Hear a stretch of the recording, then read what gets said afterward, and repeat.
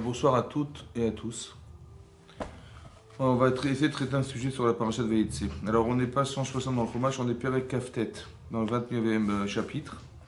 On va démarrer le Pasuk Tetzain. C'est marqué où le Lavan Shtebanot.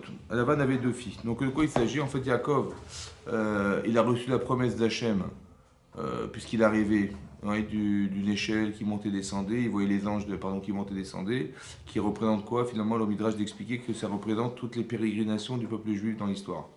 Donc il a vu les montées et descentes. Rachid expliquait que c'était les anges en fait qui l'accompagnaient en Eretz Israël. Mais le Midrash expliquait qu'il a vu jusqu'à la fin des temps. Il a vu jusqu'à notre génération, il ne voyait pas le bout. Parce que la génération de Edom, qu'on vit aujourd'hui, n'est-ce pas? Il ne voyait pas la fin, il voyait cette galoute, cet exil, a duré ça plus de 2000 ans déjà. Il a eu très peur que ça ne s'arrête jamais. Et Hachem lui a dit, t'inquiète pas, je suis là, ça s'arrêtera. Et comment ça? Et donc Hachem lui fait des promesses incroyables. Il lui dit voilà, tu auras une grande descendante, la terre sur laquelle tu reposes, elle t'appartiendra.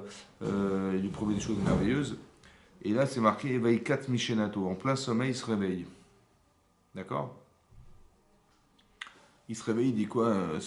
Il dit ce Makom, l'endroit où je me trouve, il est Kadosh. Il est vraiment spécial. Vélo Yadati, je ne savais pas. Et Rachid expliquait, si j'avais su, j'aurais préféré ne pas dormir. Alors je ne sais pas si vous vous rendez compte, il est en train de dormir. Ouais. Hachem lui raconte des monts et des merveilles, une promesse incroyable. Et au lieu d'être absorbé par ce qu'Hachem lui dit et d'être émerveillé, il dit mais qu'est-ce que je fais là? Dans son rêve inconscient. Et il se réveille et il se dit mais j'aurais jamais voulu dormir. C'est-à-dire j'aurais préféré renoncer à savoir tout ce que j'ai su plutôt que ne pas avoir respecté l'endroit où je me trouve. Vous avez compris? Et ça, hein, c'est ça qui se passe. C'est ça. Donc ça, c'est Yaakov Avinu. Et à partir de ce moment-là, il s'en va. Donc il part à Haran, là où il va retrouver, parce que son père lui a dit avant de partir, il lui a fait une bénédiction, lui disant, voilà, il a fait la bénédiction qui était prévue à Yaakov, que finalement, il va être, c'est lui qui va engendrer, comment dire, le peuple juif, et que la terre d'Israël lui appartiendra, comme Hachem avait promis à Abraham, et que toutes les familles de la terre sont bénies par toi. Voilà ce qu'il lui dit. Et donc il s'en va confiant, il part donc à Haran chez le frère de sa mère, qui est Lavan. Et on lui dit là-bas tu vas trouver une femme parmi les filles de Lavan. Donc on lui dit une femme parmi les filles de Lavan. Une seule, a priori une seule. Et donc il arrive là-bas. Il apprend effectivement que Lavan il a deux filles. Donc Lavan Shtebanot. Lavan il a deux filles. Oui, Shem Agdola Léa. Le nom de l'aînée c'est Léa. Ouais, et Shem Aktana est le nom de la cadette Rachel. Ok, donc on dit la grande c'est Léa, la cadette c'est Léa. Véné Léa Rakot. On lui dit que Léa, elle avait les yeux larmaillants, elle pleurait. C'est une fille pleureuse. D'accord? Verachel était Yefat Toar, Yefat Mare. Yefat Toar. Elle était de belle apparence, Yefat Mare et un visage rayonnant, quoi. Donc elle était toute belle, toute rayonnante. Ouais, c'est le contraste entre ces deux filles. Une qui souffre et l'autre qui souffre pas. Alors Rachid explique pourquoi. Parce qu'en fait, elle savait qu'elles étaient désignées aux enfants de Israël. Et Léa, elle voulait sûrement pas épouser Esav, qui était l'aîné de la famille, et elle pleurait de ne pas pouvoir l'épouser, de ne pas devoir l'épouser. Ok? Comment elle s'appelle? Et Rachel, elle savait qu'elle devait épouser Yaakov, l'autre sadique, et donc elle était très heureuse de pouvoir épouser cet homme. C'est ce qui était prévu. On va dire c'était prévu. Maintenant, elle va pleurer. Mais maintenant, c'est vrai qu'on pourrait se poser la question que c'est quand même pas normal qu'Hachem il ait prévu une femme pareille un mari pareil pour cette femme-là, une sadékate comme Léa. C'est quand même étonnant qu'Hachem il ait prévu. Donc quand elle pleure, est-ce que c'est justifié? Vous pouvez se dire, mais de toute façon c'est peine perdue, je ne vais jamais épouser un homme pareil, mais elle pleure, elle pleure. Oui, là-bas le Midrash expliquait que le fait qu'elle ait pleuré pour ne pas épouser cet homme, c'était tellement puissant, ouais, les pleurs qu'une femme elle peut exprimer dans la prière, que non seulement elle a épousé Jacob avant sa sœur, mais en plus elle a eu plus d'enfants que sa sœur. À elle toute seule, elle a eu la moitié de tous les enfants prévus. Je ne sais pas si vous vous rendez compte. Pour vous dire la force de la prière. Ça veut dire qu'il ne faut jamais abandonner. Ouais, il ne faut jamais abandonner. Il faut toujours se dire que tout est possible. Ouais, et que si Hachem il a créé des situations qui nous semblent comment dire, inaccessibles, c'est une provocation à lui demander de nous aider. Ça va? Et les pleurs d'une femme comme ça, c'est sûr que ça va apporter une nichoua, c'est-à-dire une délivrance incroyable. Donc on voit que c'est pas pour rien que c'est cité là, d'accord? Donc elle pleure, elle pourrait se dire mais non mais de toute façon j'ai rien à craindre, Dieu il pourvoira, elle va se sentir claire dans sa émouna, etc. En fait c'est pas comme ça que ça marche. Oui, il faut qu'elle vive mal ce qui se passe pour être dans une vraie demande vers Hachem, ça va? Parce que les pleurs c'est pas n'importe quoi les pleurs. On peut être déçu intellectuellement ou on se dit ou on se réconforte, mais les pleurs c'est puissant. C'est quoi un pleur finalement? C'est quoi le sens du pleur? Pourquoi les gens pleurent? Bah, on pleure quand on ne peut pas ramener les choses à soi. Ouais, on est handicapé de quelqu'un qui il perd quelqu'un de proche, il va pleurer parce que c'est fini, il ne pourra jamais plus le revoir. Vous avez compris? Et des fois on s'essouffle de monter les marches comme ça, et on se dit mais est-ce qu'on va y arriver? C'est ça, hein? Voilà. Et donc, voilà. Et donc quand on y arrive, on est content, et on est contente. C'est ça, c'est pareil. Quand elle voit que finalement sa prière va se réaliser, elle va être contente. Bah oui, ça donne des forces, et puis on fait ça, ça fait faire du sport. Et donc, qu'est-ce que je voulais dire avant que je m'énerve? C'est ça que je voulais vous expliquer que quand elle pleure, en vérité, au fond, le pleur, c'est quoi? C'est l'expression de ce qu'on ne pourra jamais atteindre. C'est ça, non? Et Hachem, il est sensible à ça, il va répondre à la prière de Léa. Et donc, c'est marqué, donc je continue le texte. Vayav Yaakov et Rachel. On est dans la paracha de Vayetse, on est dans la page, si vous avez un chumash, page 160.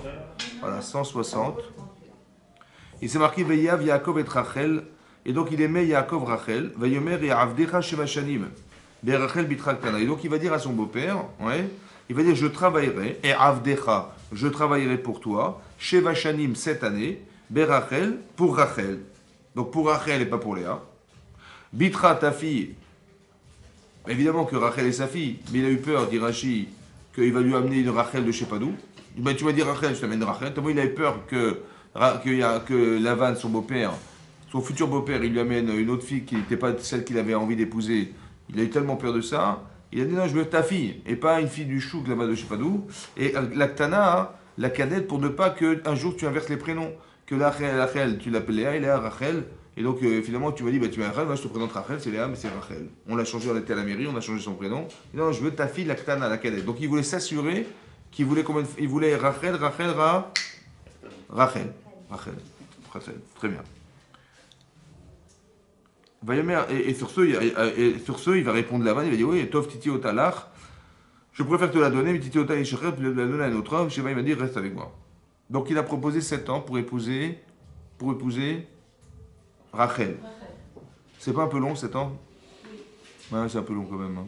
C'est un peu long. Un peu trop long même. Ouais. Elle était mineure? Elle était non, je pense pas, non. Elle travaillait pas à la mine, non. mais c'est bizarre qu'il ait proposé 7 ans quand même.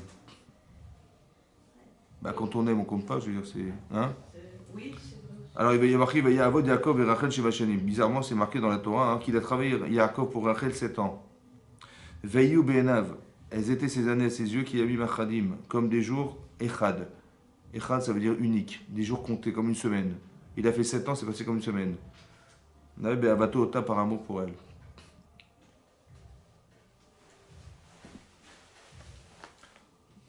Quand on aime, c'est facile d'attendre? non. C'est l'enfer d'attendre. Ouais. Et lui? Ben non. Lui, c'est facile pour lui. Lui, c'est passé vite parce qu'il aimait sa femme. Ah bon? Je crois que c'était l'enfer d'attendre, non? Parce qu'il voulait la vérité, donc il voulait vraiment faire son travail à fond, prouver que je serais un bon mari et qu'il subviendrait aux besoins de sa famille et que sa femme soit encore plus contente de se unir à lui après. C'est vrai. C'est vrai ce que vous dites. Parce qu'il y a une différence entre quoi et quoi. Quand quelqu'un dit j'aime ma femme, ouais, j'ai un peu peur qu'il aime sa femme comme il aime les pâtes, comme il aime les pizzas.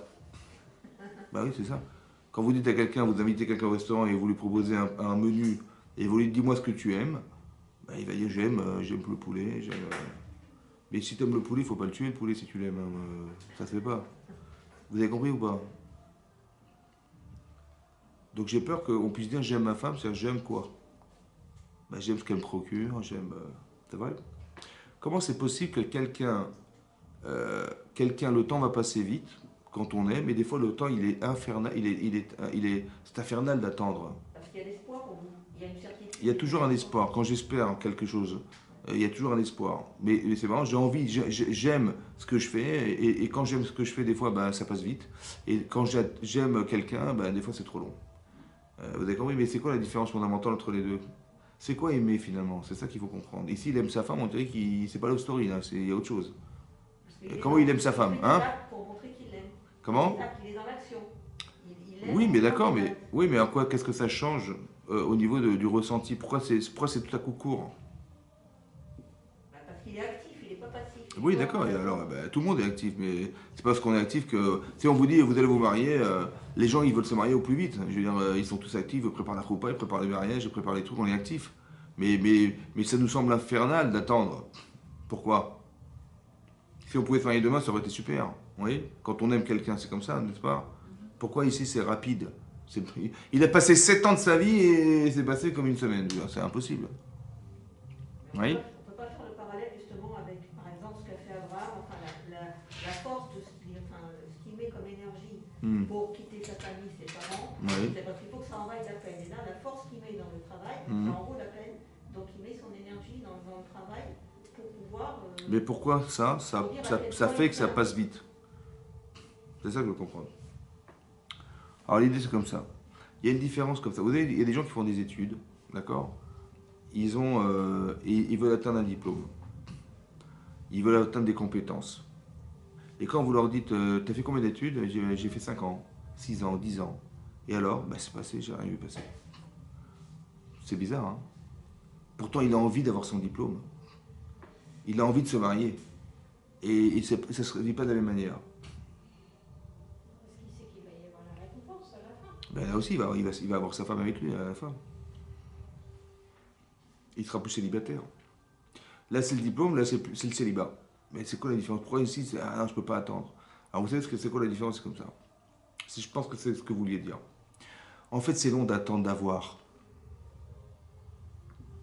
Je veux avoir quelque chose. Je suis dans l'impatience d'avoir. C'est long d'attendre d'avoir. Mais c'est jamais long d'attendre d'être.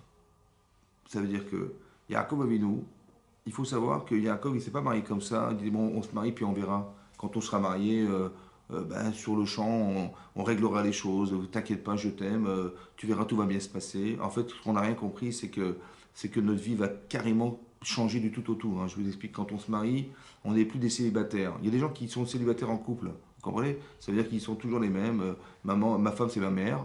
Mon père, bah, je sais pas, ils inventent des films. Et les gens, ils n'ont juste pas compris qu'une vie de couple, ça se partage.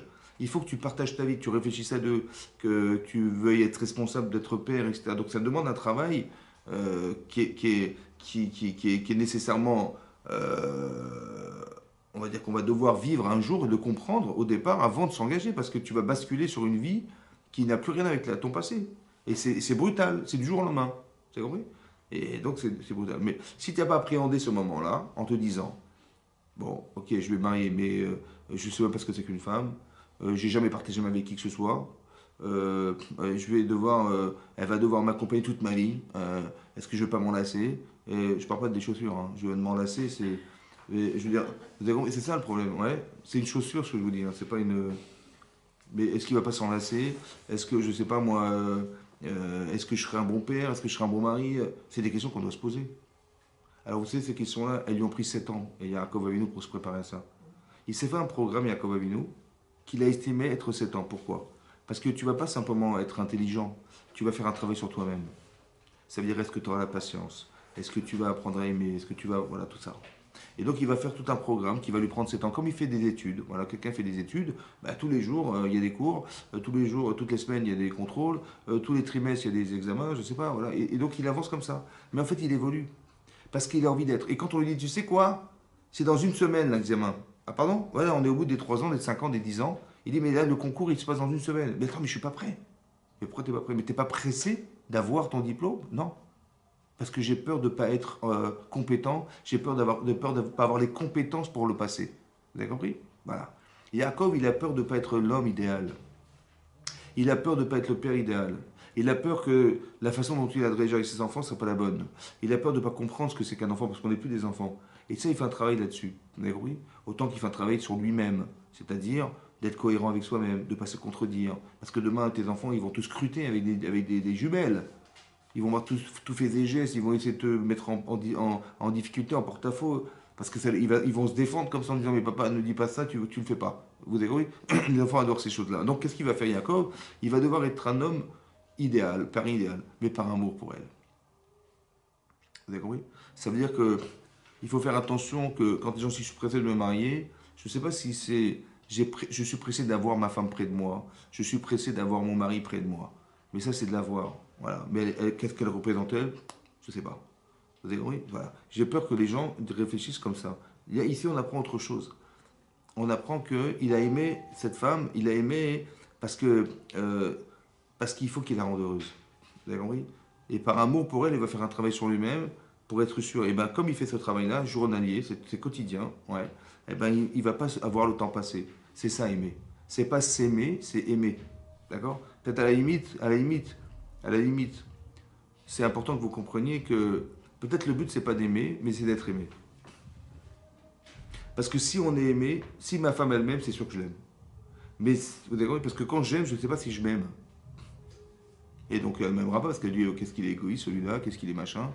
Et par contre, si je suis aimé par elle, c'est sûr qu'elle m'aime. C'est sûr que je l'aime. Vous avez compris? C'est ça. Donc le but, c'est pas d'aimer, c'est d'être aimé.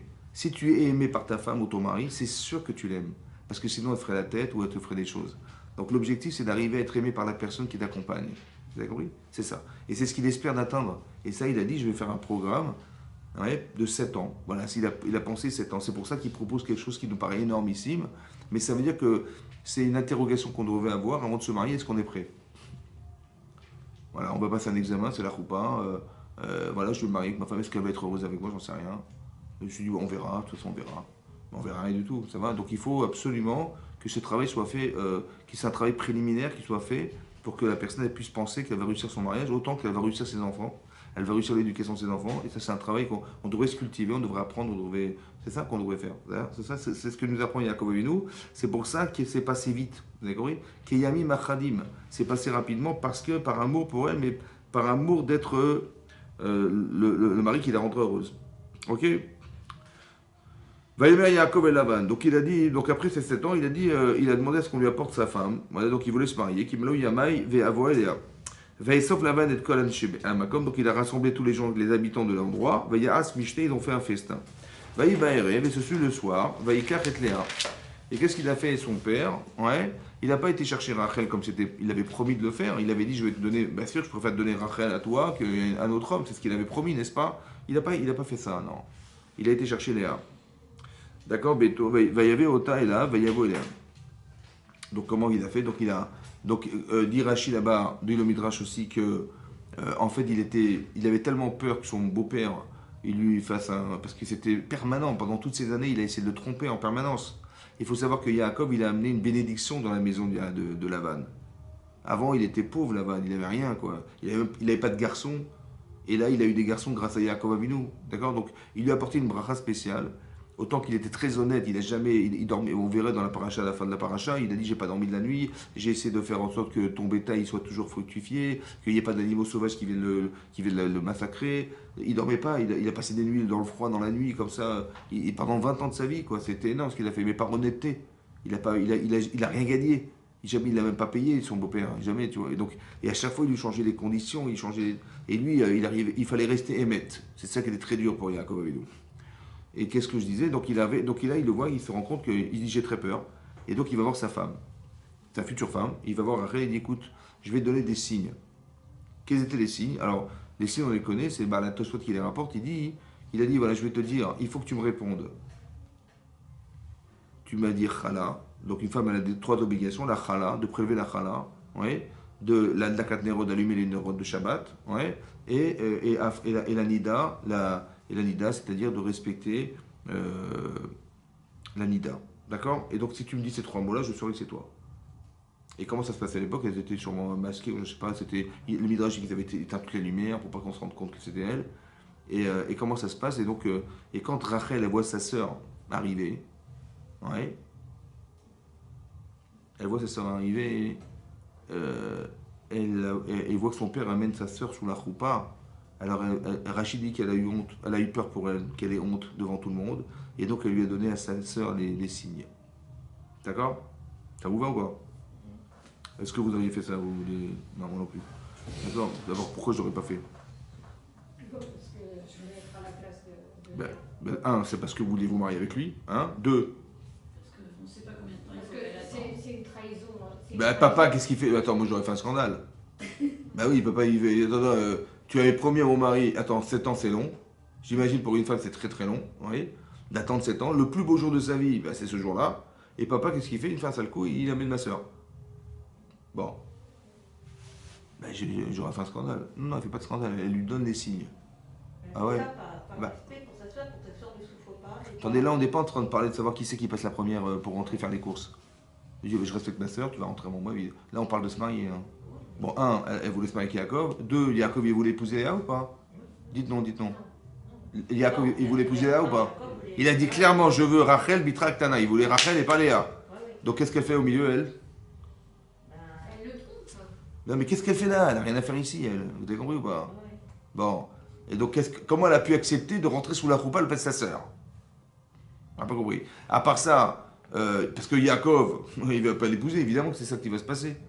Donc on a voulu lui éviter la honte. Mais la honte, elle va venir après, c'est pas grave. Elle aura de la honte le lendemain, c'est pas grave. Qu'est-ce qu'on a gagné? À part ça, elle a perdu les Rachel parce que, comment il va raisonner Yaakov? Il est trompé par la femme qu'il aime. Attends, oui, non, donc il y a une trahison émotionnelle très forte. Une déception amoureuse qui est énorme. Quelqu'un qui a espéré pendant 7 ans l'épouser, puis tout à coup, il a projeté avec elle, et tout à coup, madame, elle lui fait un sale coup dans le dos, elle donne des signes à sa sœur. Mais évidemment qu'il ne l'épousera jamais. C'est vrai ou pas? Surtout qu'il y a qualité de Yaakov, c'est la émette, la vérité. Là, on est dans le mensonge, la vérité. Ah là, c'est pas possible. Elle va dire, mais je vais tout expliquer, mon chéri. Il va dire, mais même pas en vrai, c'est ça qui va se passer ou pas? Oui, non. Donc qu'est-ce qu'elle espérait, Rachel? C'est bizarre qu'on l'ait trompé quand même. Yaakov, on l'a trompé là. Ah, c'est parce que lui, il a trompé son père quand il a pris la place de son frère. Est-ce que ça ne rattrape pas quelque part? Oui, ouais. C'est intéressant. Hein. Ça rappelle ça. Ouais. Est-ce qu'on n'est pas rattrapé quand dans sa vie? Ça, c'est une chose à comprendre. Mais après, est-ce que c'est gratuit de le dire? Parce que ça veut dire quoi? C'est pour qu'il ressente l'émotion, ce que c'est d'être trompé. Oui, c'est vrai ce que vous dites, c'est vrai. C'est vrai. Mais pourquoi ça arrive dans ce contexte?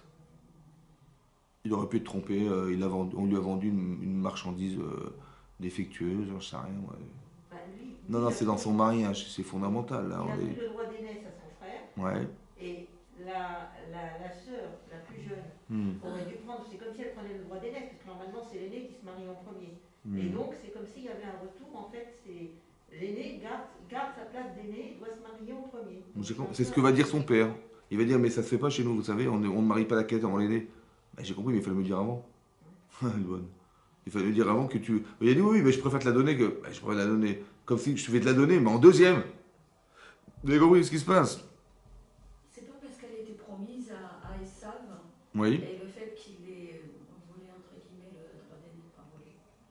Le droit d'aînesse, normalement, Léa devait aller à son frère Esav. Et pour lui, Rachel. Donc, double peine pour Yaakov. J'ai pas compris. Comme elle devait épouser Esav. Elle devait épouser Esav. Très bien, donc. C'est la double peine, c'est-à-dire comme lui, il a volé. Et quoi en tant que peine? C'est-à-dire quoi? Il a perdu d'avoir fait ça? Et la peine, c'est quoi? C'est qu'il a perdu? Il a sauvé, entre guillemets, Léa, puisqu'elle n'ira pas Esav, elle ne voulait pas. Mais c'est pas une double peine, c'est quoi sauver? C'est une peine? Le fait qu'il ait volé, entre guillemets, le droit d'aînesse. Très bien. D'accord, donc en vérité, il aurait dû récupérer Léa, puisque s'il a volé le droit d'aînesse. Il n'a pas volé, il a acheté le droit. D'accord. Il a profité un petit peu. Disons qu'en fait, il faut le comprendre ce qu'il a fait. Vous avez compris ce qu'il a fait ou pas? Quand il a vu son frère qui a dénigré son droit d'aînesse, oui. Parce que le droit d'aînesse, c'est un droit. C'est une faculté qu'il avait, l'aîné, de devoir travailler au Beth Amikdash. En fait, aujourd'hui, on a les Kohanim, on a eu les Lévim, mais c'était réservé aux aînés. C'est l'aîné qui devait travailler au Beth Amikdash. Qu'il a perdu, ce droit, il l'a perdu parce qu'on a fait le Vaudor. Donc c'est ceux qui n'ont pas fait le Vaudor qui ont participé au service du Beth Amikdash. Donc c'était les Lévim et les Kohanim. Mais en vérité, le Bechor, l'aîné, c'est lui qui devait travailler au Beth Amikdash. Donc il dit, mais comme il a vu qu'il dénigrait ce rapport, et ça, il a dit, écoute, je te rachète ta Bechora. C'est moi qui prendrai en charge. D'accord? Et après, comme il a pris la charge d'être le Bechor, il a pris la charge de la bracha de son père. C'est logique ou pas? Mais comme il a pris la Bechora de son frère, il a pris la bracha de son frère, donc il a pris la femme de son frère. La femme de son frère. C'est ce qu'elle lui a dit en fait, c'est ce qui est marqué dans le Midrash. Ce que vous dites, oui. Ouais. Je ne sais même pas pourquoi vous êtes venus ce soir, parce que. Non, Après tout ce qu'elle a fait, il faut pas lui dire. non, parce que vous avez réponse à tous. Pour ça que ah, non, mais vous portez, vous inquiétez pas. Mais non, c'est ce que vous dites. En fait, ce qui est marqué dans le Midrash. C'est marqué dans le Midrash, c'est intéressant ce que vous dites, parce que c'est marqué dans le Midrash que, ce qui n'est pas marqué ici, hein, que Yaakov, il a été voir sa femme, il a été voir Léa. Il dit, mais tu es une menteuse, fille d'un menteur. Parce que ton père, c'est un menteur, et toi, tu es issu d'un menteur. Et il lui a dit, mais il n'y a jamais d'élève sans maître. C'est toi mon maître. Parce que quand ton père, il t'a dit, comment tu t'appelles? Tu as dit, je suis Esav, ton fils aîné. Tu as menti, donc tu vois bien qu'on est fait pour vivre ensemble, on est tous les deux menteurs. Dis merci Hachem. Ok? Maintenant, en fait, le problème, c'est qu'elle n'a pas répondu à la question. Quand il lui a dit, mais pourquoi tu m'as menti? Il a dit, mais toi aussi tu mens. Merci beaucoup, t'es gentil. En fait, quand elle a répondu ça, elle a répondu à la question. Elle a répondu, quand tu as dit à ton père que tu étais Esav, tu as pris la femme qui te revient, c'est moi la femme d'Esav. Et donc c'est ça qui était prévu.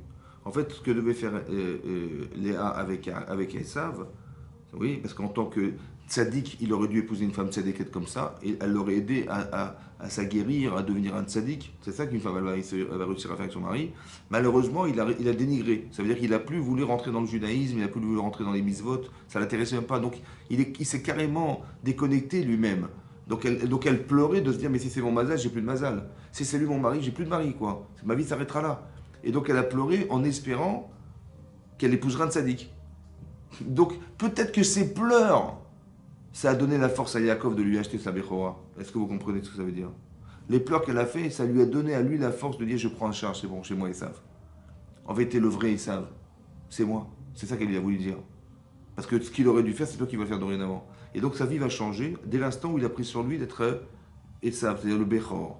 Et après, il va prendre la bracha qui va avec. D'accord? Mais non, toute cette tricherie-là, c'est-à-dire que quand il va tromper son père, pourquoi il va tromper son père, à votre avis? Comment vous le percevez? On a le droit de faire une chose pareille? Hein? Non. Alors de l'extérieur, ça paraît une escroquerie. C'est vrai. Une manipulation, c'est vrai. Mais est-ce que son père, il a eu raison de vouloir bénir Esav? Parce qu'il ne pensait pas que c'était un rachat à ce point. C'est vrai ou pas? Est-ce qu'il a eu raison de bénir Esav, Yitzhak Avinu? Dites non. Non. Parce que lui-même, il a dénigré la Bechora, donc il n'a plus rapport avec la bracha de Yaakov, d'Yitzhak et de Yaakov, il n'a aucun rapport. Donc en vérité, quand Yaakov il trompe son père, est-ce qu'il trompe son père? C'est-à-dire qu'il trompe Yitzhak ou il trompe le Yetzer Hara d'Yitzhak, qui a pensé que la bracha revenait à son frère, Esav. Vous avez compris? Quand il trompe, en fait, il le ramène, en fait, sans s'en rendre compte, quand il va tromper, il va lui permettre de bénir, mais il va bénir la partie d'Esav que lui, il a pris à charge d'être. Vous comprenez ou pas? Mais ça, il ne le savait pas. Mais c'est ce qui lui a permis de faire. Donc quand il a trompé, il n'a pas trompé l'homme, il a trompé le Yetzer Hara de l'homme. C'est très important que vous compreniez ça. Les gens, ils vont croire qu'on est tous des escrocs parce qu'on est issu d'un escroc. Bah oui, Esav, Yaakov, c'est un escroc, il a menti à son père, etc. Alors que lui, il est resté émet, puisqu'il a dit, je suis, virgule, Esav Bechorecha, je suis moi, Yaakov, mais Esav est ton Bechor. Il n'a pas menti quelque part, mais de l'extérieur, ça paraît un mensonge, et de l'intérieur, ça paraît pas un mensonge. De l'extérieur, ça paraît un escroc, et de l'intérieur, quand tu comprends fondamentalement ce qu'il a fait, tu as compris que sa démarche était juste. Seulement, elle est mal perçue de l'extérieur. Et ça crée une souffrance. Ça veut dire qu'il y a des gens qui vont voir les choses de l'extérieur, ils vont souffrir. C'est ce que fait Esav, il va souffrir à l'idée qu'on lui a volé quelque chose. Oui, parce que en fait, il sait bien qu'il a vendu la Bechora à son frère. Le droit, il l'a vendu. Donc qu'est-ce qu'il dit? Je suis Bechor, t'es plus Bechor, tu sais très bien. Donc il va se mentir en faisant croire qu'il l'est.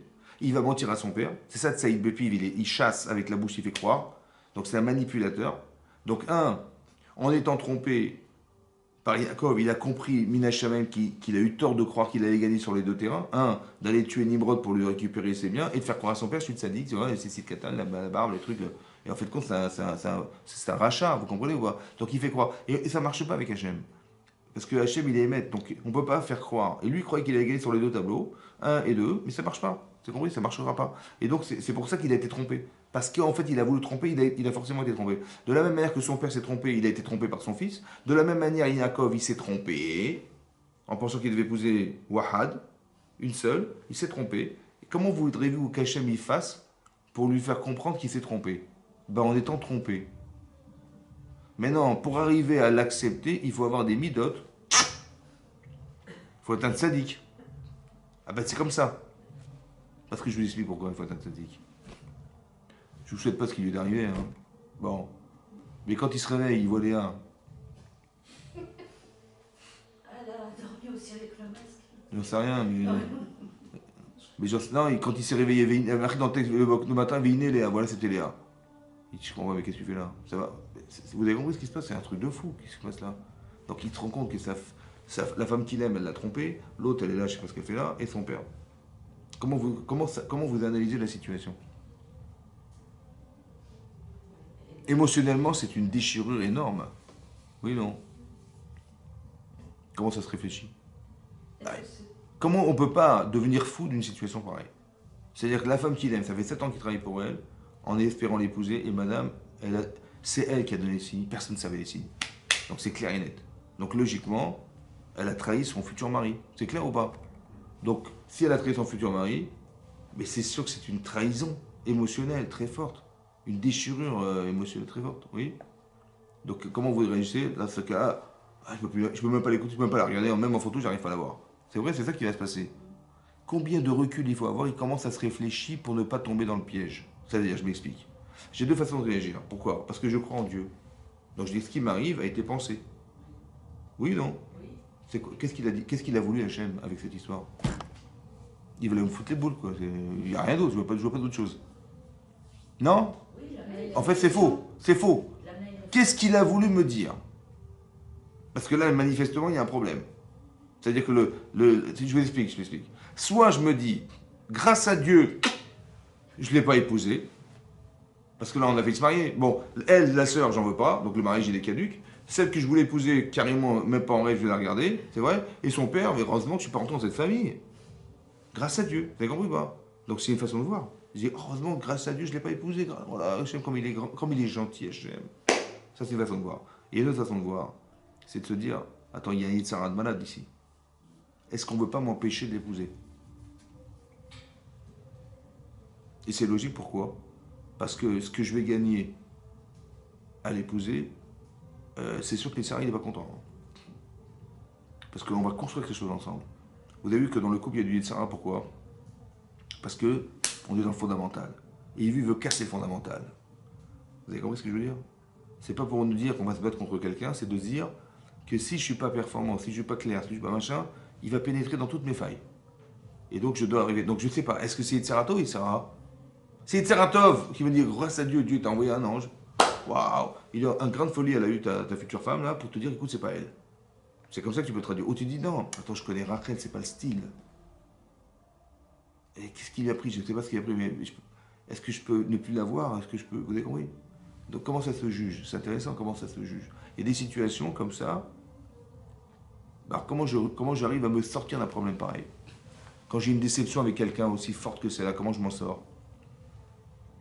Il y a des gens, ils peuvent se suicider, hein, des jeunes de 17 ans, puis il a une déception amoureuse et il se jette dans le métro. Hein, c'est vrai ou pas? Comment on s'en sort alors? Alors dites-moi où est une solution, les juifs du Samandé. Hein? Comment? Attendez, on n'est pas dans l'intellect là, c'est fini l'intellect là maintenant. A priori, il est comme un fou là, je sais pas, mettez-vous à sa place. Ça fait 7 ans, il avait projeté de se marier avec elle et madame, elle a fait ça dans son dos. C'est dur, c'est très dur ça. Non? Il peut dire que c'est la main d'Hachem. Si c'est quelqu'un qui a la Oui, je vous ai expliqué c'est quoi la main d'Hachem. C'est de dire, mais sauve-toi de là. C'est ça la main d'Hachem. T'as rien à faire dans cette famille. Ou c'est non, c'est l'inverse. Non, c'est l'inverse. Mais attendez, quand on est déçu à ce point-là, je pense pas qu'on va dire, oui, grâce à Dieu, merci. Non, on se dit, si ça m'est arrivé, c'est que je dois apprendre quelque chose de ça. Mais ouais, j'ai compris, mais il faut avoir. Comment vous arrivez à réfléchir quand les émotions sont très très très fortes contre soi? C'est dur de réfléchir. Parce qu'une fois l'émotion passée, je pense qu'il y a la réflexion. Ouais, mais comment il peut avoir une réflexion? Comment il peut avoir une émotion? Quelqu'un travaille 7 ans pour elle. Oui. 7 ans, c'est pas une semaine. 7 ans, c'est long. Il a projeté, il a fait des trucs, il a vu comment il va être avec elle. Voilà. C'est énorme ce qu'il a fait, d'accord? La bascule, elle est énorme. Comment je m'en sors? Qu'est-ce que je veux dire à un jeune qui, comme ça, qui a une déception amoureuse, que je lui dis quoi? Mais c'est pas différent, c'est exactement la question. C'est ça la question, qu'est-ce que je vais lui dire? Un gosse de 17 ans, il n'a peut-être pas forcément la émouna de Yaakov. Enfin, Ouais. Mais avant la émouna déjà, c'est vrai que il faut comprendre qu'il y a un message. Je sais pas ce qu'il veut, Hachem, je sais pas ce qu'il veut me dire. J'ai pas compris ce qu'il veut. Pourquoi il m'a fait ce coup-là? J'ai pas compris. D'accord. Alors madame a dit parce qu'il est trompé, machin. Mais je veux dire que pourquoi à ce moment-là, c'est bizarre quoi. Alors peut-être l'idée c'est comme ça. Est-ce que vous savez ce qu'elle pense elle? Pourquoi elle a fait ça? Rachel, pourquoi elle a fait ça? Vous savez pourquoi vous? Moi non plus. Moi non plus. Attention, attention. Je sais que tel que je le traduis, elle m'a rien dit, elle m'a pas prévenu, dans mon dos. Pour moi, il y a 99 chances sur 100 qu'elle m'ait trompé. C'est vrai ou pas? Et donc c'est pour ça que je suis frustré. C'est pour ça que je peux plus l'avoir. D'accord. Il y a 1% que tu sais pas. Et si elle t'explique pourquoi elle l'a fait, tu n'as pas de raison de te frustrer, puisqu'elle va t'expliquer. Oui ou non? Alors je lui laisse cette chance. Puisque ma frustration, elle est suspendue à ce que je pense. Parce que moi, je crois qu'elle m'a trompé. Voilà, je pense comme ça, c'est vrai. Mais en fait, elle m'a rien dit, donc j'en sais rien. Mais c'est moi qui interprète. Et à chaque fois que je vous ai déjà expliqué, quand c'est de l'interprétation, c'est pas forcément vous. C'est qu'on veut vous amener à croire. C'est rien qui vous fait croire, c'est l'imagination, vous avez compris pas? Mais c'est logique. Elle n'est pas venue me voir. Ça fait 7 ans qu'elle sait pertinemment que ça fait 7 ans, au moins qu'elle ait la pudeur de venir me dire, écoute, voilà ce que fait mon père. Non, rien dit. Donc j'ai des chances, grandes chances de penser qu'elle m'a trompé, c'est ça? Oui ou non? Alors, mais oui, c'est vrai. Mais d'un côté, si elle peut m'expliquer pourquoi elle a fait ça, c'est-à-dire qu'il faut avoir cette force en soi de se dire, écoute, en fait, j'en sais rien. C'est probable, archi probable, que ce soit comme je pense. Si ça s'avère, je m'en vais. Et si c'est faux, je pourrais décider. Vous avez compris ce que ça veut dire, ça? Ça veut dire qu'il faut avoir des qualités humaines, de jamais être subordonné à quoi que ce soit dans sa vie. C'est un truc de malade, ça. Tu as travaillé 7 ans, tu as investi, tu l'aimes, etc. Il faut quand bien même être capable de se dire que la frustration que j'ai, elle s'explique parce que je sais qu'elle m'a trompé, mais si c'est pas ça, il n'y a pas de raison de me frustrer. Alors je lui laisse la chance, puisque c'est suspendu à ce rapport. Vous avez compris comment ça se raisonne? Comme le type, il dit, mais c'était la femme de ma vie. Mais il n'y a qu'une seule femme dans le monde. Il va se jeter dans un truc, mais c'était elle. Mais j'ai compris, mais tu vois, il y a des millions de femmes sur la Terre. Pourquoi c'était elle? Ah, c'est ce que tu croyais? Peut-être tu t'es trompé. Peut-être tes schémas vont dire que tu t'es trompé. Pourquoi tu te jettes dans le métro? Peut-être que la femme que tu vas épouser, c'est elle. Peut-être que ta femme, elle va lui ressembler. Ou peut-être qu'à 17 ans, c'est elle, et à 25 ans, c'est une autre. Parce que tu vas évoluer, tu vas changer. Mais pourquoi tu vas mettre fin à ta vie en pensant que c'était la finalité de ton existence? Vous avez compris ce que je veux dire?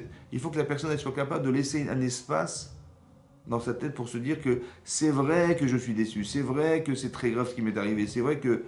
Mais c'est à proportionner de ce que tu crois. Mais est-ce que ce que tu crois est vrai? Au point de mettre ta vie en péril sous prétexte que... Vous avez compris ça? C'est ça. Il faut laisser un espace de liberté en se disant je me suis peut-être trompé. Ou bien peut-être qu'on m'a trompé. Et on m'a fait croire. Et c'est ça qui est très décevant. Parce que c'est émettre, ça paraît émettre. C'est tellement logique que ça paraît vrai. Ça paraît vrai, mais c'est faux. Vous avez compris ce que je veux dire? Et donc c'est pour ça qu'il laisse parler Léa, et c'est pour ça que Léa lui explique. Et là il comprend que finalement Hachem il voulait qu'il épouse 2 femmes. Ça va? Ces 2 femmes-là, en particulier. Ça veut dire qu'il d'à côté c'est tellement logique parce qu'il prend en charge de tes saves. Donc c'est normal ce qui arrive. Vous comprenez ce que je veux dire? Seulement lui, dans sa tête, il avait pensé, il avait prévu une vie qui n'avait rien à voir avec ce qu'Hachem avait pensé. Alors ce qui est très important de comprendre aussi, c'est que souvent on se rend compte qu'on a tous des projets personnels. Mais très souvent, ça ne se passe pas exactement comme on avait voulu. C'est bizarre quand même. Hein? Pourquoi? Et lui, il avait pensé épouser une femme en particulier, et c'est pas tout à fait ce qu'il avait pensé, ça a changé, quoi. C'est pas elle, elles sont 2, dans l'exemple de la Torah. Mais pourquoi ça se passe pas exactement comme on avait pensé? Yosef, il va arriver, et il va se voir en haut de la fiche, tout le monde se présente devant lui, et ça s'est pas exactement passé comme il a voulu. Vous avez compris? Finalement, il est passé par la vente, la femme de Potiphar, la prison, les machins, jusqu'à ce qu'il arrive à ses fins. Mais ça ne s'est pas passé comme il a voulu, mais comme Hachem il a voulu. Parce qu'en fait, parce qu'on se connaît à l'instant T, mais est-ce qu'on se connaît fondamentalement? Non. Alors, je laisse Hachem me guider pour qu'il arrive à corriger mes erreurs. Et après que j'ai corrigé ces erreurs, alors je vais pouvoir atteindre ce que j'avais rêvé d'atteindre. Mais c'est pas forcément pourquoi. Pour deux raisons. Un, parce que au fond on ne se connaît pas. Comme lui il disait, mais je vais épouser Rachel, c'est la femme de ma vie. En fait, il y a deux femmes qui correspondent à ta vie. Et tu pensais pas donc. Il y a une partie de toi qui est une inconnue. Et cette inconnue, il faut accepter qu'elle puisse exister quelque part.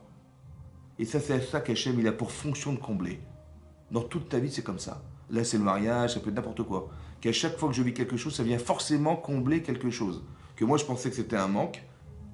Qu'on m'a créé un manque, on m'a fait perdre quelque chose, en fait tu vas te rendre compte que tu as oui gagné.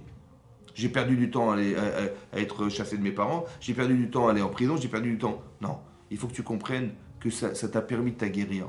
Ça t'a permis d'avoir la personnalité qu'on espérait de toi et qui va faire qu'avec toute la confiance que tu as en Hachem, parce qu'en prison il n'y avait plus d'espoir, c'est là que tu vas avoir confiance et c'est là que cet espoir va renaître et donc tu vas pouvoir sortir de prison et pouvoir.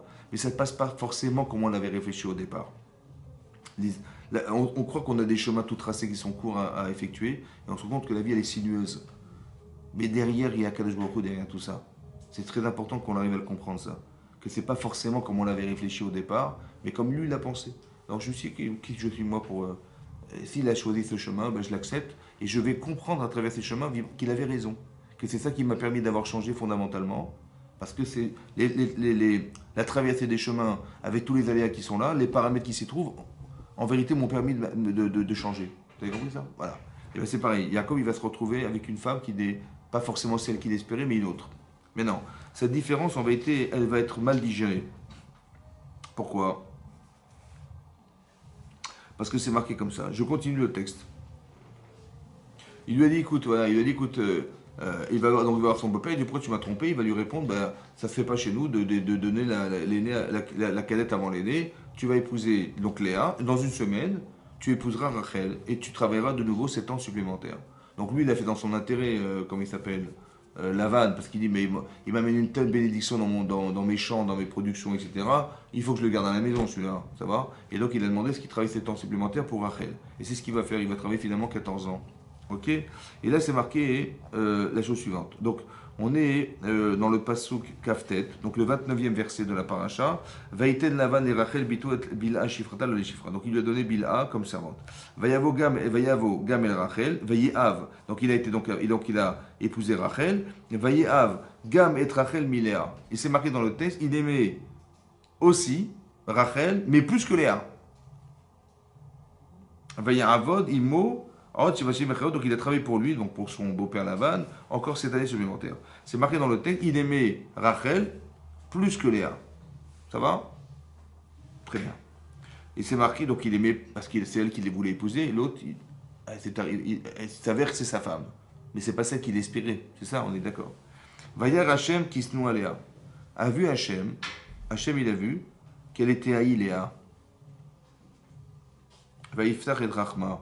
Il va lui ouvrir sa matrice, Rachel Akara, et Rachel sera stérile. Vaïftach et Rachma, il va lui ouvrir la matrice. Ça veut dire qu'elle était fermée. Mais Hachem, il a fait en sorte qu'elle soit fertile. Mais par contre, Rachel, elle était stérile, elle restera stérile. Ça va? Voilà ce qui est marqué. Parce qu'il a vu que Léa était haïe par son mari. C'est bon? Hachem, il a vu qu'elle était haïe. Est-ce qu'il a haïssé sa femme? Jacob, il a haïssé Léa? Il aimait moins. Mais comment Hachem il a vu de la haine là où il y a un manque d'amour?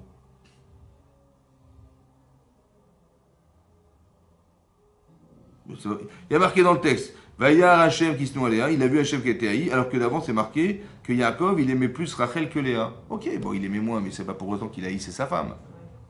Haïr, c'est quoi hier? Enfin il voulait la mordre. C'est quoi hier? Il ne voulait pas la mordre.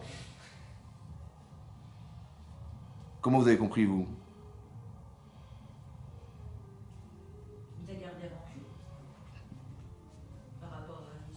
Il aimait moins. Aimer moins. Aimer moins. Rancune, c'est qu'il n'aimait pas. Aimer moins. C'est vrai. Donc là, il y a marqué qu'il aimait moins. Après, il y a une chose à comprendre. D'abord, il y a marqué qu'il aimait. C'est bon? Deuxièmement, pourquoi c'est Hachem qui voit, il voit rien, lui c'est un Ivoirien, Yaakov Avinu? Hein? C'est quoi? Comment ça fait qu'il voit pas la haine qu'il a vis-à-vis de cette femme? Puisque Hachem il a vu. Ça veut dire quoi qu'il a vu Hachem? Ça veut dire quoi qu'il a vu Hachem à votre avis? Ça veut dire que c'est pas conscient. Donc Hachem il voit dans l'inconscient de Yaakov qu'il y a un problème. C'est vrai? Mais non. Qu'est-ce que veut dire voir de la haine chez cette femme? C'est comme ça. En fait, le manque d'amour pour Hachem, c'est qu'il y a forcément quelque chose qui entame. Et ce qui entame, c'est ce qu'on appelle la haine. La haine, c'est pas Chazvé Shalom qui va la mordre.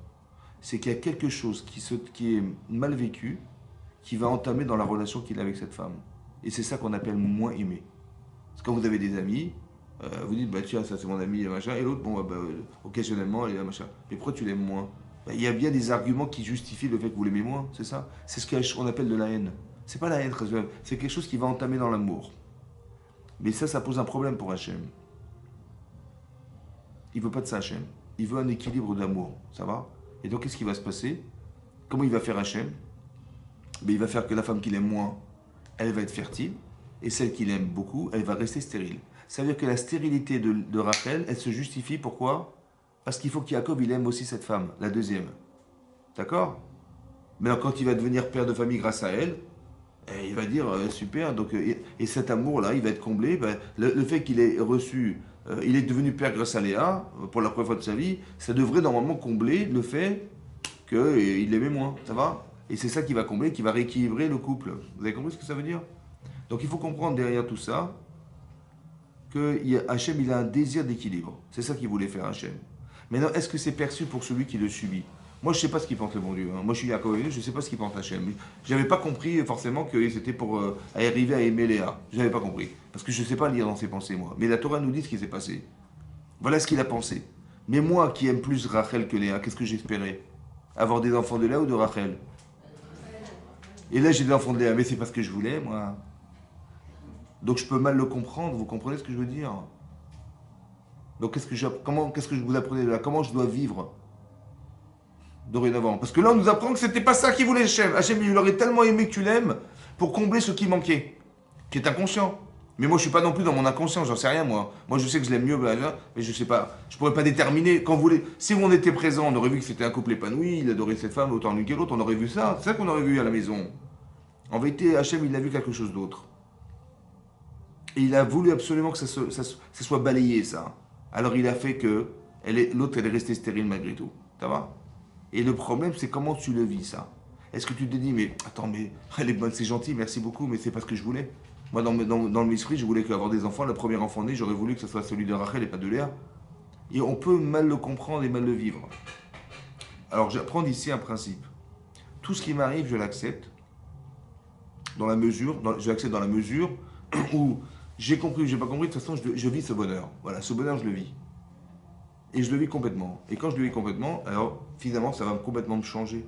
Peut-être que je la verrai autrement. Alors que si je dis, mais attends, on va pas tout mélanger là. C'est elle que j'aime, l'autre je l'aime moins. C'est vrai.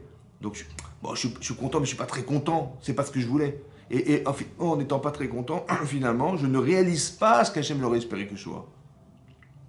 Vous avez compris ça? C'est ça la Emouna. La Emouna Hachem, c'est pas de croire en bon Dieu. C'est de croire à tout ce qui m'arrive, en quoi ça me solutionne aussi. C'est ça, croire en Dieu. Parce que Hachem, c'est un psychologue. Et donc, il sait pertinemment où sont les manques. Il dit, je vais lui faire vivre cette expérience. Au détriment de l'autre, parce que l'autre, elle va devoir subir d'être stérile en attendant. C'est vrai ou pas? Mais on a gagné deux choses. 1 et 2. On a gagné deux choses. 1, que Yaakov, il va commencer à aimer Léa, pardon, excusez-moi, Léa. 2, en vérité, je vais vous dire un truc. C'est un petit secret que je vous dis entre nous. Tout le travail qu'elle a dû faire avant son mariage, Léa, parce qu'elle a pleuré pour épouser un tzaddik, elle a fait un travail sur elle ou pas? Est-ce qu'elle a fait ce travail, Léa? Rachel? Non. Elle va le faire après. Tout le travail qu'elle n'a pas fait avant, elle va le faire après. Il y a des gens qui font un travail avant le mariage. Il y a des gens qui font pendant le mariage. Parce qu'elle ne va pas avoir d'enfant, donc elle va prier Hachem de toutes ses forces, elle va voir son mari, mais qu'est-ce que tu as tant prié pour moi? Elle va avoir un problème, cette femme. Mais tout le travail d'Emouna qu'elle n'a pas pu faire avant, elle va le faire après. Alors que Rachel, Léa, elle a fait tout le travail d'Emouna, elle l'a fait avant. Elle espérait ne jamais épouser cet homme, etc. Donc on voit qu'il y a toujours un boulot à faire. C'est soit avant ton mariage ou après ton mariage.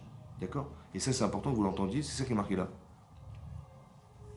L'une, elle a pleuré pour ne pas épouser Esav, et l'autre, elle va pleurer de ne pas avoir d'enfant avec le mari qu'elle aime. Et c'est ça qui va lui permettre d'atteindre un certain niveau, qui va lui permettre d'avoir Yosef. Il faut bien le comprendre. Il y a avant ou il y a après, c'est comme vous voulez, c'est avant ou après. Et là, ce qui est marqué, c'est ça. Donc en fait, Hachem, il voulait solutionner ce problème-là. Il voulait enlever la haine. La haine, c'est le manque d'amour. Parce que quand on aime moins, vous avez compris? Attention, je parle de l'amour qu'il a Yaakov vis-à-vis de sa femme. Hein. C'est un amour qu'il a, c'est pas l'amour d'avoir, c'est l'amour d'être pour elle. On a expliqué ça. Donc c'est un amour qu'il est. J'ai envie, je l'aime parce que j'ai envie qu'elle soit heureuse avec moi, j'ai envie que mes enfants ils soient parfaits. Donc il y a un travail de fond qui est derrière tout ça, parce qu'on engendre ce que nous sommes. Donc si Yaakov il a une défaillance, les enfants ils vont porter cette défaillance en eux. Donc il veut absolument ne pas leur transmettre cette défaillance, et donc il va faire un travail sur lui-même très profond pour justement ne jamais transposer ce qu'il n'est pas, quoi. Maintenant, qu'est-ce qui va se passer? Donc elle va tomber enceinte, puisque Hachem il a rendu fertile Rachel, elle va tomber enceinte. C'est marqué Vatar, Léa va télet ben. Et donc va tomber enceinte Léa, elle va accoucher d'un garçon. Ouais, Vatikra Shemo. Vatikra en hébreu, ça veut dire qu'elle l'a appelé. Vatikra, elle l'a appelé elle. C'est pas son mari qui l'appelle, c'est pas lui qui va à la mairie, c'est elle. Alors c'est elle, c'est Léa. Non. Alors, Vatikra Shemo Réhouven. Elle l'appelle Réhouven. Pourquoi elle l'appelle Réhouven? Qui amera, parce qu'elle a dit Qui ra'a Hachem Beroni. Il a vu Hachem ma souffrance. C'est comme ça qu'on appelle ses enfants? Hein? Qui a taille avait ici, peut-être maintenant mon mari m'aimera. Est-ce qu'on appelle ses enfants au nom de la souffrance de son couple? Hein? Il va demander ça. Jacob, il va dire ah, Réhouven, c'est mignon. Pourquoi tu l'appelles Réhouven? Parce que Hachem, il a vu combien je souffre avec toi. C'est normal. Hein? Mais ça se dit ça, Est-ce que ça se dit ça? Hein? Est-ce qu'on appelle son fils au nom de sa souffrance de couple? Bon, c'est pas la seule, hein. Écoutez, il y a marqué après la suite, c'est quoi? C'est pas le seul garçon. Elle a marqué Vatar, Vatelet, donc après elle est tombée de nouveau enceinte, elle accouche d'un garçon, Vatomer Shema, elle a dit Kishama Hachem Kisnu Anori, il a entendu, j'étais haï. Alors, Veiten Liga Medze, il m'a donné celui-là aussi, Vatikra Shemo Shimon, et je l'ai appelé Shimon. Parce que Shimon, il a entendu Hachem combien j'étais haï par mon mari. Vatar Vatelet Ben, elle accouche encore d'un garçon, elle tombe enceinte, elle accouche d'un garçon, Vatomer, elle a dit Ata Pa'am. Maintenant, cette fois-ci, il avait Ishi, mon mari m'accompagnera. Pourquoi? Et là, qui y a-t-il au Shoshabani? Parce que je lui ai accouché 3 garçons. On est combien de femmes? 4. Il y a combien d'enfants? Il y a combien d'enfants possibles? 12. 3 fois 4. 12. Voilà, j'ai comblé, voilà, j'ai rempli mon rôle de femme. J'espère que maintenant, il va m'aimer, Hélène, et qu'il va m'accompagner. C'est ça qu'elle dit. Alken Karachemo Lévi. Elle l'a appelé Lévi. Lévi, ça veut dire accompagner. J'espère que mon mari m'accompagnera dorénavant. Voilà, j'ai rempli mon rôle de femme pour lui. Je lui ai donné des enfants. J'espère qu'il va m'aimer. Vous avez compris ce qu'il va? C'est incroyable ce qu'elle a dit là. Est-ce qu'on peut appeler ses enfants au nom de sa haine, au nom de la souffrance de couple? Rachid, bizarrement, il dit autre chose. Rachid dit qu'il a appelé Réhouven. Elle a appelé Réhouven. Oui. Parce qu'elle a dit Réhouven, regardez mon fils, comme il est différent de mon beau-frère, Esav. Mon fils Réhouven, c'est l'aîné, ouais. Et mon beau-frère, c'était l'aîné. Mon beau-frère, il a haïssé son frère. Parce qu'il a pris la Bechora, il a pris son droit d'aînesse. Maintenant, Réhouven, mon fils, il va perdre le droit d'aînesse. Il va perdre le droit d'aînesse, Réhouven. Mais est-ce que vous croyez que parce que c'était revenu à Yosef, qui était l'aîné de Rachel, il va le tuer? Non. Non seulement il ne le tue pas, mais en plus c'est lui qui va le sauver quand il va être pris par ses frères qui vont le jeter dans la puits. C'est lui qui va dire mettez-le en puits pour le récupérer ce soir. Regardez la différence entre mon fils et mon beau-frère. Voilà ce qu'elle a dit. C'est Réhouven. Bizarre que le Midrash il n'ait pas donné une définition. Il a donné tout à coup une autre définition de ce qui n'est pas marqué dans la Torah. C'est pas ça qu'elle a dit. C'est vrai ou pas? Oui, non. Alors j'ai appris un truc ici. Ça reste entre nous, hein. Je veux pas de... C'est des petits secrets que je vous raconte là. Il y a le nom qu'on donne à son enfant et le nom qu'Hachem il a donné à l'enfant. Attention. Le nom que je donne, moi je dis, bah, mon frère, mon fils, il n'est pas comme mon beau-frère, Réhouven. Mais en vérité, Hachem, il a dit Réhouven pour autre chose. Pour dire qu'Hachem, il dit, j'aurais tellement aimé que cet enfant, il puisse combler la souffrance que tu as. Vous avez compris ce que je veux dire? Et manifestement, ça ne s'est pas fait. Réhouven, ça veut dire, autrement dit, ça veut dire comme ça, que les enfants, ils vont risquer de porter ce qui n'a pas été solutionné par les parents. Maintenant, je vous explique pourquoi c'est comme ça. Parce que vous allez voir plus tard que les enfants de Léa, ils ne vont pas supporter l'enfant de Rachel. C'est vrai ou pas? Mais pourquoi il y a un terrain à la haine? Parce que déjà les parents ne s'aimaient pas. Ils s'aimaient, mais pas. Mais ouais. Ça veut dire que ce qui est inconscient chez les uns devient conscient chez les autres. Et donc le travail des enfants, ça va être de réconcilier la haine qui n'a pas été traduite par les, qui n'a pas été solutionnée, résolue par les parents. Vous avez compris ça? Tout ce que je fais pas moi-même, je le transmets. Et mes enfants, ils vont essayer de combler ce que j'ai. C'est ça qui est marqué là. C'est des grands secrets qui est marqué dans la Torah. Ça veut dire qu'on doit faire attention dans sa vie de couple d'être épanoui, d'être heureuse et d'être heureux en couple. Ouais. Nous on croit que c'est parce qu'on va montrer l'exemple et on va. Il faut que les enfants ils voient le bonheur qu'on a en couple, etc. Parce que quand on se dispute toute la journée, ça donne pas envie de se marier. C'est vrai pour les enfants. Alors on croit que c'est technique en fait, mais c'est beaucoup plus profond que technique. C'est ça qui est marqué dans la Torah. Hachem il a vu, et Hachem il a proposé, Hachem il a essayé, et finalement quand on dit qu'elle a nommé ses enfants au nom de sa souffrance, oui, c'est ce que le regard qu'il a sur la situation Hachem. Et c'est pour ça qu'il les nomme comme ça. C'est pas qu'elle les a appelés pour ça, c'est n'importe quoi. Une femme n'a pas appelé son enfant, je souffre avec mon mari, j'espère qu'il va m'accompagner, Lévi, non. C'est ce que la Torah dit, c'est ce qu'elle espérait au fond d'elle-même en fait. Et donc ces enfants, ils vont traduire quelque chose qu'elle espérait. Et ils vont être l'espoir de se débarrasser c'est ce que j'espérais que mon mari m'aime, et je savais qu'il y avait quelque chose entre nous. Oui. Mais dans cette vision-là, il faut comprendre, c'est pas la vision, comment dire, c'est une femme qui comprend profondément les sentiments de son mari. Ça va? Et c'est peut-être pour ça que, comme ça, il explique le Zohar. Dans le Zohar, c'est marqué que, comme ça, il a expliqué le Harizal. Le Harizal qui a expliqué le Zohar, il a dit que Yaakov, il a 2 femmes. N'est-ce pas? En fait, il y a une femme qui est l'essentiel de sa maison, qui est Rachel. La femme de ce monde, c'est Rachel.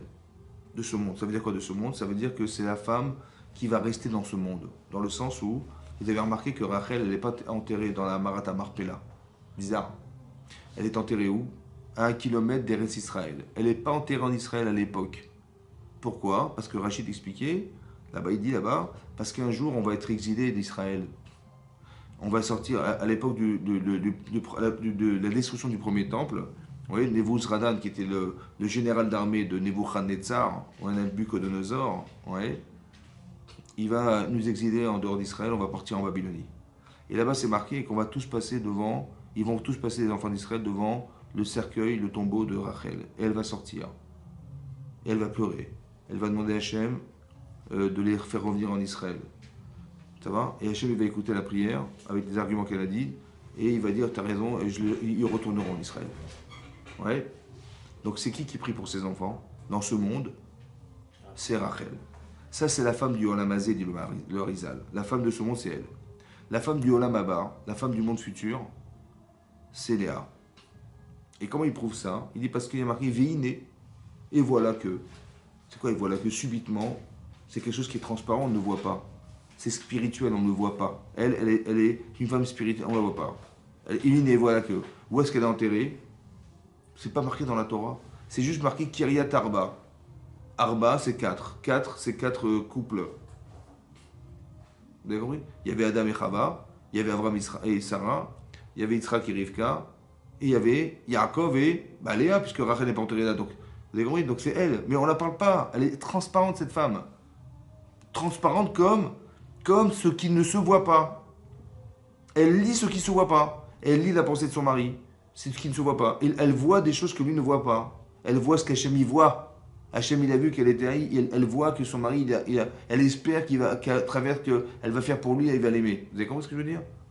La femme qui va transformer son mari, c'est elle, spirituellement. Ça veut dire quoi transformer son mari spirituellement? Ça veut dire que vous allez vous rendre compte que en fait le mal n'existe pas.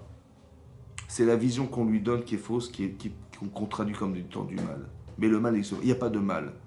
C'est juste l'usage qu'on en fait qui est mal. Vous allez voir que les deux sœurs, elles sont complices. C'est vrai ou pas? Comment elle s'appelle? Rachel, elle voit sa sœur entrer, elle dit mais si Hachem il a décidé que ce soit pas moi, c'est pas moi. Vous imaginez ce que ça veut dire ça? Elle va se marier avec l'homme qu'elle aime, elle dit mais si Hachem il a fait Mina Shamaim que c'est ma sœur qui rentre, c'est pas mon père qui a gagné, c'est Hachem qui a gagné. Vous avez compris ce qui se passe?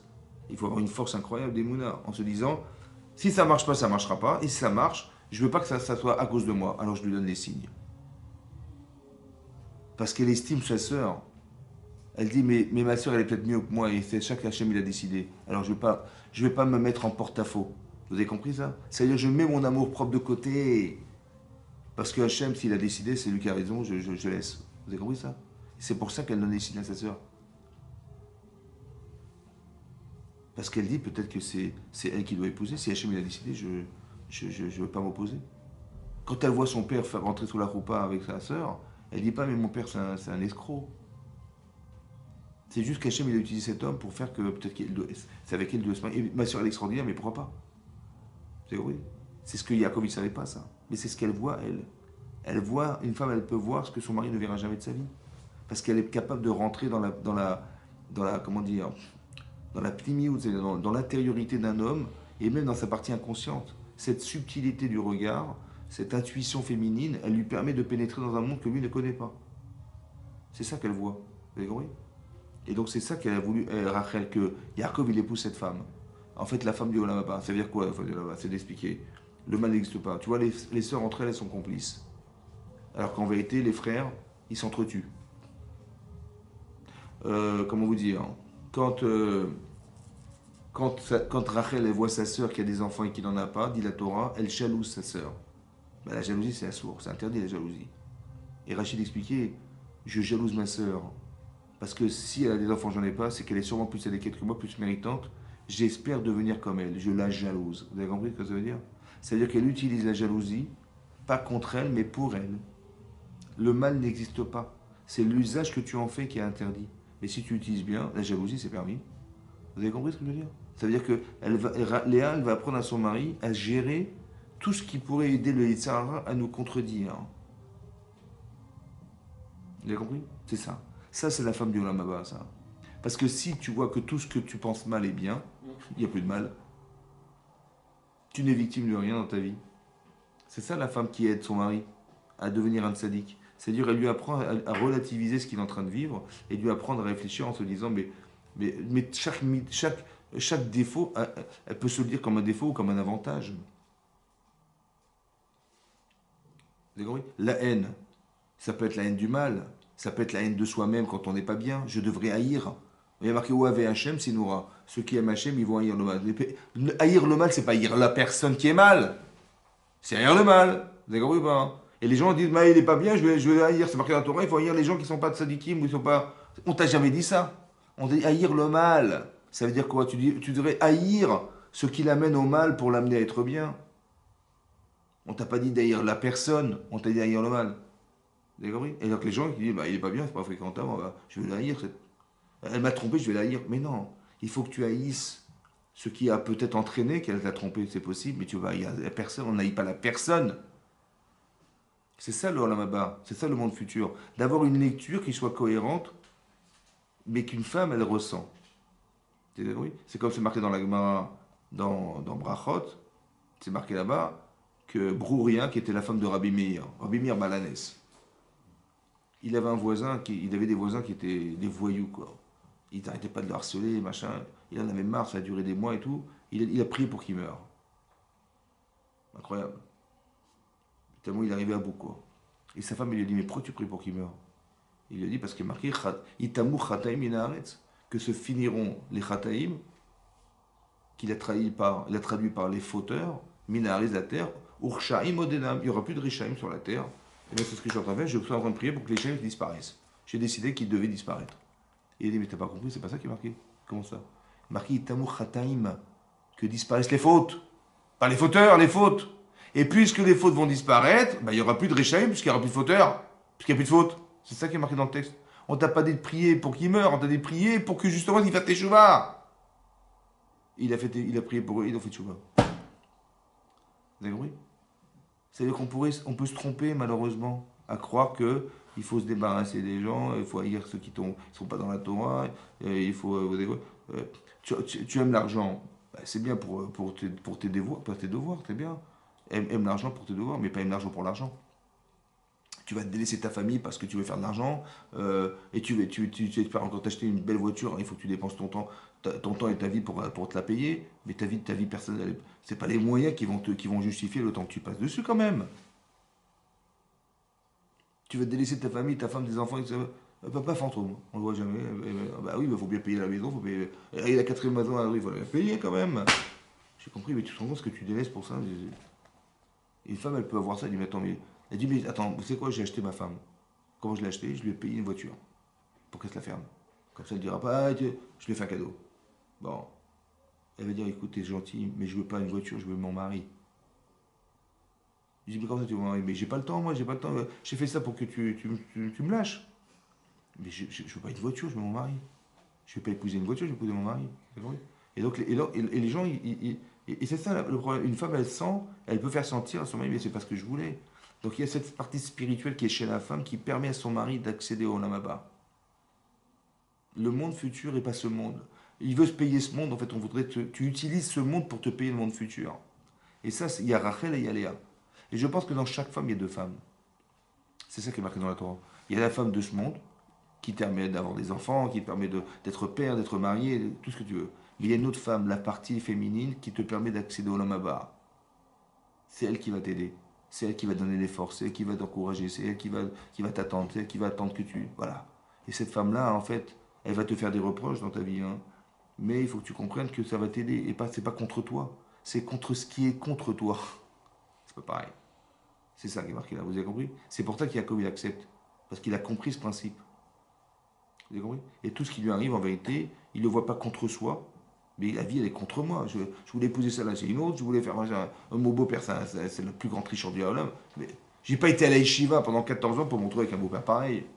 En fait, c'est ça. Tu dois passer par ces épreuves. Pourquoi, en vérité, pourquoi? Parce qu'il y a deux hommes au départ. Il y a Esav et il y a Yaakov Avinu. Yaakov Avinu, c'est quelqu'un qui est dans la Torah, il étudie la Torah. Il n'a rien à faire dans la rue, lui, il est dans la Torah. Et l'autre, c'est un homme des champs qui chasse et qui est externe. D'accord? En fait, ce qui se passe, c'est que Esav, il a un problème avec son Yitzhar Rabbi. C'est pour ça que son père, il l'aimait. Il l'aimait, ça veut dire, il l'aimait parce qu'ils se ressemblent tous les deux. Yitzhak, il a fait un travail sur lui-même, d'introspection, à la différence de Abraham, qui lui, il va faire un travail à l'extérieur pour devenir un tzaddik. Il va faire du chesed, il va faire comme les Lubavitch, ils vont ouvrir des trucs, ils vont faire pour les enfants, pour les machins, pour les handicapés, ils vont avoir des malades. Ils existent parce qu'à l'extérieur, ils s'expriment à l'extérieur. Lui, c'est un travail interne. Il fait tout à l'intérieur. Il va se comprendre, il va savoir quelles sont ses forces et faiblesses. Il va essayer de se parfaire. On est dans ses midotes, dans sa anava, dans sa humilité, dans tout ça. D'accord? Donc il sait qu'il est un premier tsara, il va se travailler dedans. Ce travail-là, c'est ce qu'aurait dû faire Esav. Et c'est pour ça qu'il l'aime, pour l'aider à atteindre ce que lui, il sait être. Un travail de Avodat Hashem interne. Vous avez compris ça? Ça, c'est le travail qui... Seulement, Esav, il se refuse à vivre ses idées. Qui c'est qui la prend en charge? C'est Yaakov. C'est pour ça qu'Yaakov, il est obligé de partir.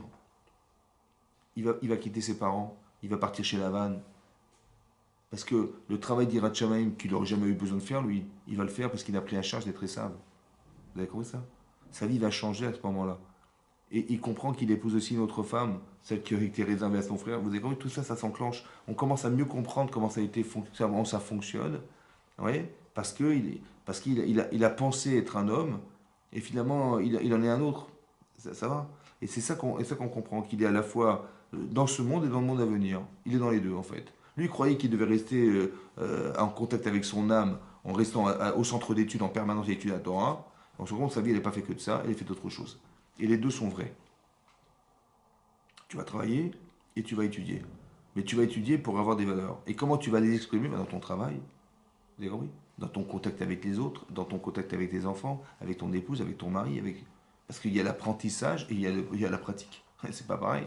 Tu vas étudier la Torah pour comprendre. Donc tout ce que je vous explique aujourd'hui ce soir, c'est vous expliquer qu'il y a des théories et il y a des applications de la théorie. Ça va? Il y a la Emouna et il y a l'application de la Emouna. Comment ça s'applique? C'est simple. Tu vas accepter ce qui t'arrive. Tu vas comprendre que finalement, si tu ne l'as pas choisi, tu n'as pas choisi. T'as pas choisi ton beau-père, on t'a fait rentrer dans un système dans lequel tu as subi, voilà ce qu'on t'a fait. Quand tu subis, c'est Hachem. Quand tu choisis, c'est pas forcément lui. Mais quand tu subis, t'as rien fait pour que ça arrive, c'est le bon Dieu qui t'a fait passer par là. Accepte ce qui t'arrive, essaie de le comprendre dans le bon sens. Pas te dire, mais c'est quoi cette frustration que j'ai, mais je voulais épouser celle-là, qu'est-ce qu'elle fout celle-là, et ton beau-père, il est fou. Arrête de faire des constats. Essaie de comprendre qu'est-ce que ça voulait dire pour toi. Voilà, pourquoi on t'a trompé? Qu'est-ce qu'il voulait Hachem? Il voulait te montrer autre chose, il voulait faire quoi? Vous avez compris comment ça se réfléchit autrement? Comme si je me mettais à la place d'Hachem, moi, et je me dis, mais si j'avais été ça, qu'est-ce que j'aurais voulu lui dire? Que tout à coup, Rachel, elle est restée stérile, et l'autre, elle est fertile. Je me mets pas à la place d'Hachem. Mais pourquoi il a bloqué celle-là pour laisser l'autre s'ouvrir? Pourquoi l'autre, elle est fleurie, et l'autre, elle est flétrie? Pourquoi? Pourquoi j'ai fait ça? Non, j'éteins ça et j'allume ça. Mais c'est le contraire de ce que je voulais moi. Mais pourquoi tu éteins celle-là pour allumer celle-là? D'accord? Je dis, s'il a allumé ça, c'est qu'il veut que je sois heureuse avec celle-là. Bon, c'est pas ce que j'espérais au départ, mais c'est ce qu'Hachem veut, donc j'accepte. Et c'est comme ça qu'on comble. Vous avez compris ce que je veux dire? J'accepte de vivre ce qu'on me fait vivre. Mais dans le bon, en la compréhension, pas dans la mauvaise compréhension, dans la bonne. Pas de, mais c'est parce que je voulais, moi je voulais avoir des enfants avec elle, je le vis mal, en fait, je le refuse. Vous avez compris ce que? Il ne faut pas refuser. Des fois il faut refuser, des fois il ne faut pas refuser. Quand tu vois que ce sont des choses heureuses, accepte-les même si ce n'était pas ce que tu espérais. Et des fois c'est des choses qui t'arrivent, il faut carrément refuser. Ce qui t'arrive, tu le refuses. Par exemple, tu es devant la mer Rouge, et tu vois les Égyptiens arriver. Tu dis, Mektoub, on va tous crever. J'accepte, pas de problème, je suis ma amie, on va tous crever. Non, on voulait que tu n'acceptes pas parce que tu dois vivre. Alors tu vas prier Hachem pour te sauver. Vous avez compris? Voilà. Donc des fois tu dois accepter, toi tu vas refuser carrément. Après il faut juste savoir, quand c'est pour vivre, il faut l'accepter. Et quand c'est l'inverse, il faut refuser. Vous avez compris? C'est comme ça. Quand tu vois que ton Yitzhara il t'amène dans les trucs, tu vas faire des bêtises avec dans ta vie, il faut refuser ça. C'est pas ce chemin qu'on espérait. On te l'a juste montré pour que tu dises non. Tu dis non, je veux pas de ça. Je ne veux pas ressembler à mon père Bethuel, je ne veux pas ressembler à mon frère Lavan, je ne veux pas ressembler à tout ce que je vois, je refuse. Donc il a créé ça pour que tu refuses. Et tu vas se muscler en refusant. Je ne veux pas de cette vie-là, moi je veux être un tzaddik, j'ai une tzaddiké, cette vie-là ne m'intéresse pas. Donc on te l'a proposé pour que tu refuses. Et quand tu vas violemment refuser, tu vas forcément muscler ce que tu penses être vrai. Parce que tu ne veux pas être fausse. C'est ça ou pas? Donc Rivka dit, je ne veux pas ressembler à ça, je ne veux pas. Donc il faut refuser. Autant que des fois, il faut accepter ce qui m'arrive. C'est pas ce que j'espérais, mais j'accepte. Parce que je sais qu'Hachem, il a pensé bien faire. Quand j'ai compris, super. Quand j'ai pas compris, des fois c'est inconscient. Yaakov, il aime cette femme plus qu'une autre, mais ça se voit pas. Pour lui, c'est du 0,1%. Alors qu'Hachem, il dit non, mais ça, c'est 15%, c'est 20%, c'est pas bon. Et donc, je le sais pas. Donc, j'accepte de vivre ce qu'Hachem me propose pour justement combler ce que moi, j'avais pas pensé forcément négligeable, alors qu'en vérité, aux yeux d'Hachem, c'est de la haine. C'est pas beau, c'est pas ça. Vous avez compris? Il y a des valeurs fondamentales qu'on doit conserver, et c'est ça qu'Hachem il veut. Lui, il le sait, donc soit il le sait, et je le sais pas, mais je l'apprends, je l'étudie. Voilà, on étudie la Torah ensemble, pour qu'on sache où sont les vraies valeurs ou les fausses valeurs, comment ça se réfléchit, c'est parce que c'est logique que c'est vrai. Ce sont des choses qu'on doit intégrer dans nos vies, pour que nos vies elles puissent se passer autrement que comme on pourrait l'imaginer. Chazak ou Baruch. On va dédier le cours pour la quoi là? À la mémoire, les Nishma de Avraham ben Moshe, exactement. Et aussi pour la Refoua Shelema, la bonne santé de. Elle s'appelle Chaya Ruth Ninette Bat Brigitte Esther. Voilà, Refoua Shelema. C'est une jeune femme qui est dans le coma, là, elle vient d'accoucher de jumelles. Et Refoua Shelema aussi de Sarah Bat Naomi aussi, et de qui? Esther Bat Rachel, Amen Kedirasson. Et de Pierre David, Ben Denise, et Yvette Sarah, Bat Rani Fergi, Fanny Fergi, Amen Kedirasson. Chazak ou Baruch.